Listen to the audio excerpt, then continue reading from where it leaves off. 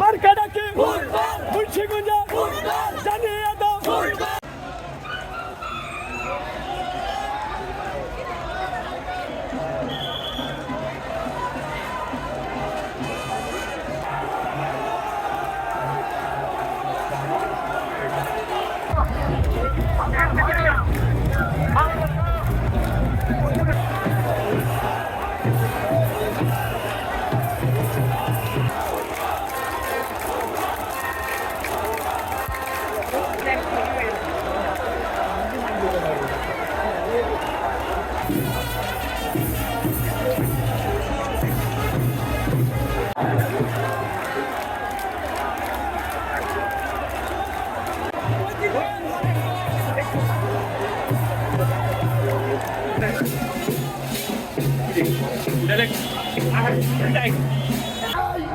আমি নেতাগণ দৃষ্টি আকর্ষণ করে বলছি ভাই, আমার কেন আপনারা ভাড়ায় হয়ে গেলেন?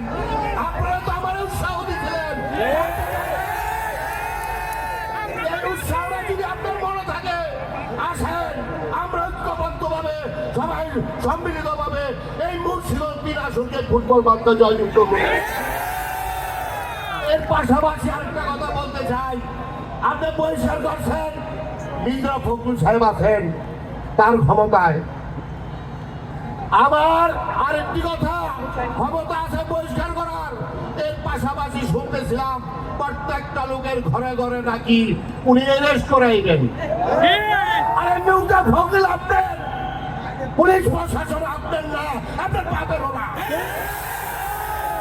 যদি আমি মনে করি একটা পুলিশ কোন ওয়ারেন্ট ছাড়া, কোন লোকের কেস ছাড়া চুরি ধরার চেষ্টা করেন, এই 3 আসনের জনগণ আপনার ছাড়বো না।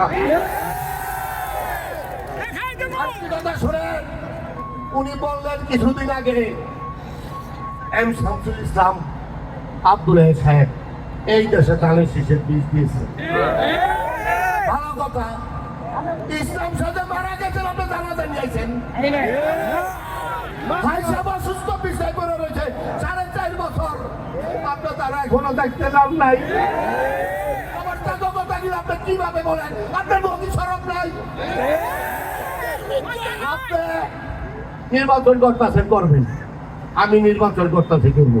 আপনি ধানের শীষ নিছেন বললা প্রত্যেকটা নেতা কর্মী বলেন ধানের শীষের কর্মী, আপনারা সেটা পছন্দ করে না। ধানের শীষে আপনি হয়তো মনে করেন আপন করে নিতে পারেন না। এই দেশের জনগণ 17 বছর আসেন ভোটার লড়াই খেলি, পরিষ্কার করে যদি এতই ক্ষমতা থাকে পরিষ্কার ছাড়া আসেন।